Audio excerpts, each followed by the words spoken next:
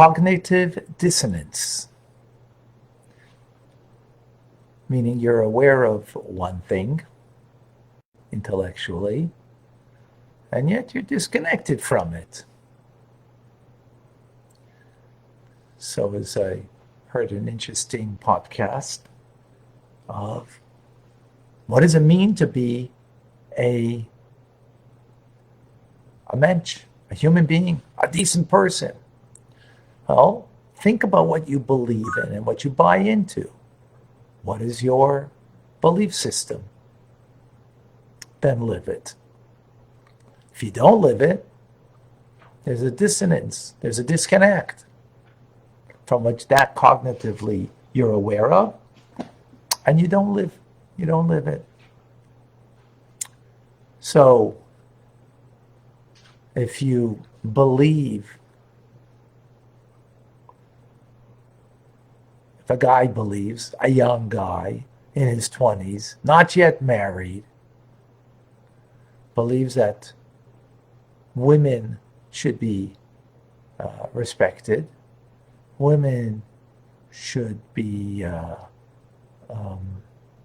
not taken advantage of,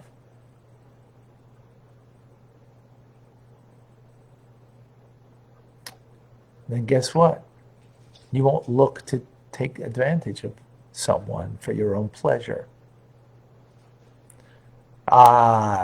You do that, means you're not being authentic and living up to what your beliefs are. That's what your beliefs are. What your beliefs are, live them. If not, that's cognitive dissonance.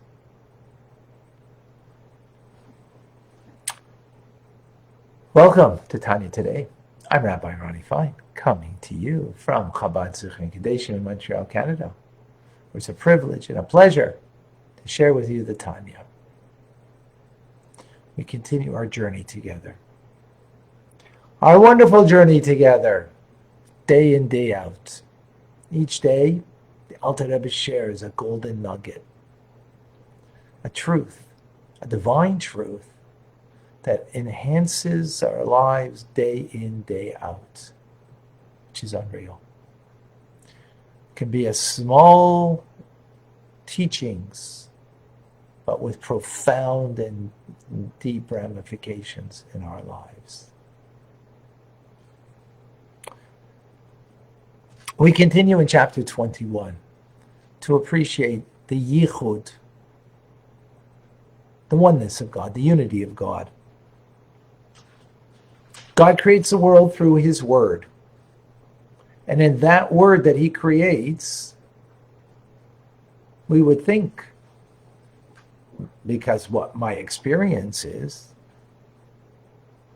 that I'm separate from God. Because if God creates his world through his words, well, just as my words, they come out of me and they're separate from me, so likewise from God. He speaks, the world comes into being, and here I am, and you, and the entire galaxies, separate from our Maker. Yes, he made us, absolutely, but there's this sense of independence and separateness. Yes, ultimately we need to listen to him and follow his ways, but there's a me here. And as we're learning the unity of God, no, it doesn't. Before God created the world, he was one and only. After he creates the world, he's one and only. Then how does speech work? If the word comes out and it's separate from me, so much so that we have to be careful what we say, because once we say it, we can't retrieve it. As we learned, because speech, ultimately, its purpose is revelation. And that's what God does through speech. He's revealing. He's revealing, well, to me and you, right, that from our perspective, that we are. He's revealing himself through Torah. That's his divine wisdom. His divine will is being revealed in Torah teachings. So that is what is comparable to speech in the divine order of things. Not that it becomes separate from God, his word, and there's a separate entity from him, No, he's revealing. So then, where is that word? Well, that word... Oh, no, later maybe. Thank you. Thank you very much. So then, if that's the case,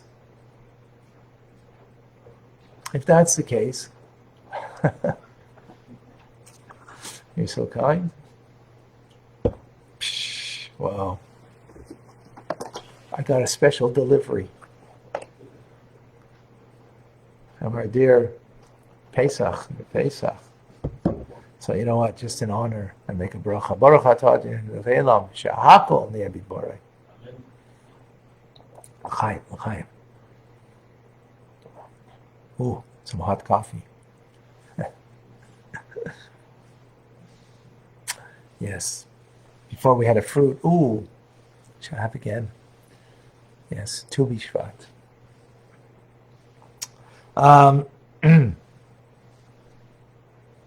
So then, where is the word of God relative to God? Relative to God, where is it? Well, where's our word before we speak it? We have it in thought. And before we think it, where is it? It emerges in thought. It's not created in thought, right? What we think is not created in thought. It emerges in thought. Where does it come from? Well, it comes from our soul's makeup of intelligence, emotions that are beyond language. So what we perceive and what we feel about that perception will then bring us to what we think and speak about. So the way the word is in the emotional state, the raw emotions, the way it is in the perspective of the mind, a word has got no language. It's completely nullified. And that's the way it is from God's perspective. Right? That's from God's perspective. Now, from our perspective, what has happened is there's a contraction on the divine light. Because if that were our perspective, God's perspective, then what would be? We'd be nothing. We'd be nullified completely. That we wouldn't sense our own being. However, because of the contractions of numerous contractions of the word of the light of God, it descends to such a point that we sense our own being and our own identity separate from God. And here you have the ultimate cognitive dissonance. That the way I perceive myself cognitively, I am. Not only I am, but I'm separate from God. Not denying God, but my feeling is, my sensibility is, my innate natural awareness is that I am. I exist, I'm separate. And, from there, of course, comes, I want, I need, I lust, and so on and so forth, right? That's what comes from there. From God's perspective, we are a word of God that creates, but that's inside of Him. Didn't leave Him. When I say a word, it leaves me. When God says the word, it remains within Him from His perspective. And hence we have the ultimate dissonance. God's perspective and my perspective. And of course, why is that? Why would God do that? Right? Why do you create a dissonance? Does that make sense? Is that we can use our minds, we can use our hearts, to understand God's perspective and try to live by that perspective. That's the difference between being human and being divine. Human means you will just follow your human perspective. Being divine means recognizing there's a dissonance over here and coming to a divine perspective. L'chaim. And that's to life. Because that's real life. Is seeking to be like the divine. What that means and how that plays itself is where we're going, right?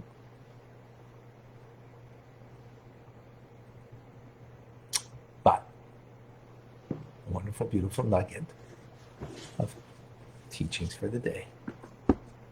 Any questions, any thoughts? Today's Tu B'Shvat, the 15th day of the month, Hebrew month of Shvat. It is the holiday of trees, Rosh Hashanah of trees, the new year of trees.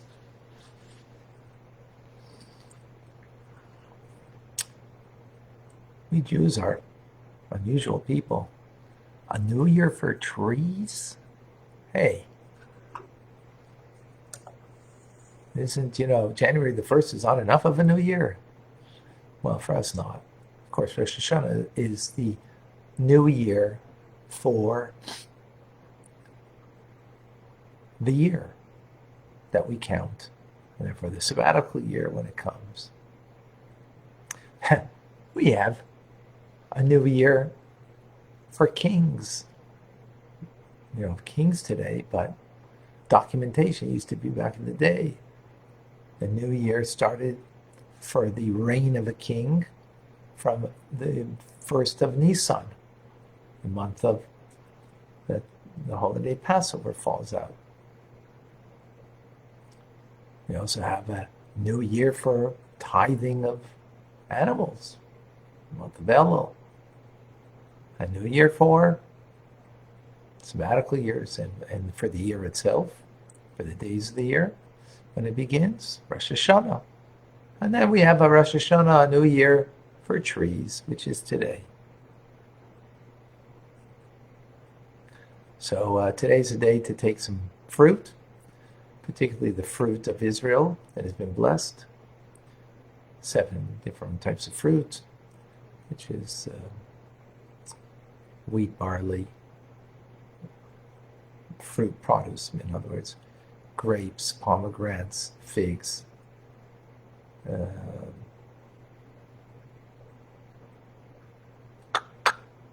dates. I mentioned all 7.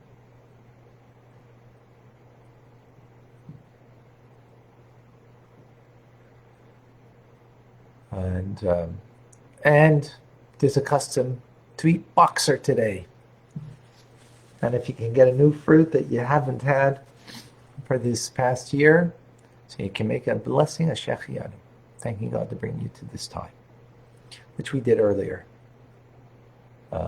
together. L'chaim.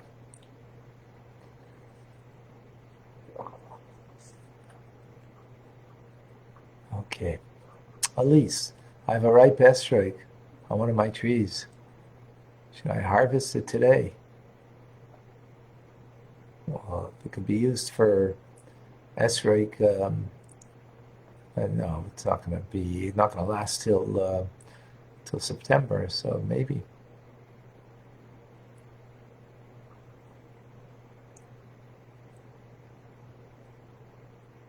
Should I use planting an avocado tree? All right.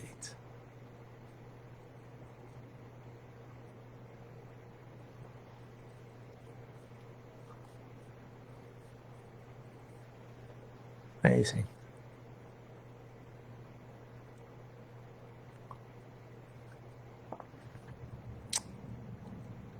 So it says, Adam makes a soda that Adam, person, is like the tree of the field. The tree has roots, has a whole body, branches, and fruit, if it's a fruit-bearing tree. Roots have to be strong to hold up the tree. We don't see them, but it's the strength of the tree is in the roots. The strength of the person, who's like the tree in the field, is in the roots, in our faith. We're rooted deep with faith in God, faith in Torah, faith in the Jewish people. That's our faith. Faith in the holy leaders of the Jewish people, like Moses, and the Moses of our generation. As in the Alter Rebbe was the Moses of his generation, our generation.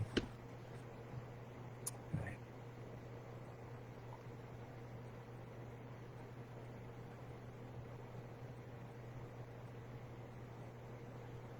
So that's what holds us strong. Then the mainstay of the tree, the mainstay of our life, Torah and mitzvahs, and then the fruit has to bear fruit. Torah and mitzvahs, we should impact another and have an impact in people's lives. That's bearing fruit. So everybody here comes and learns and grows. Share it with somebody, whether you share the link or share it on your page, the class, or the best yet is to take from the teachings and actually talk about it with others. Or get them to come and learn it here together with us. That's bearing fruit. So we should all engage. Not engage in such a way as tefeach al-manas, not tefeach. That we're so saturated that we can touch another person's life and saturate them with the teachings of Tanya. That's our blessing for the day. I'm Rabbi Ronnie Fine, come to you from Chabad Zurich and Kadesh in Montreal, Canada. It's a privilege and a pleasure to share with you the Tanya. Have a wonderful day and a great Tu B'Shvat, Rosh Hashanah for the trees. Thank you for joining. Rambam coming.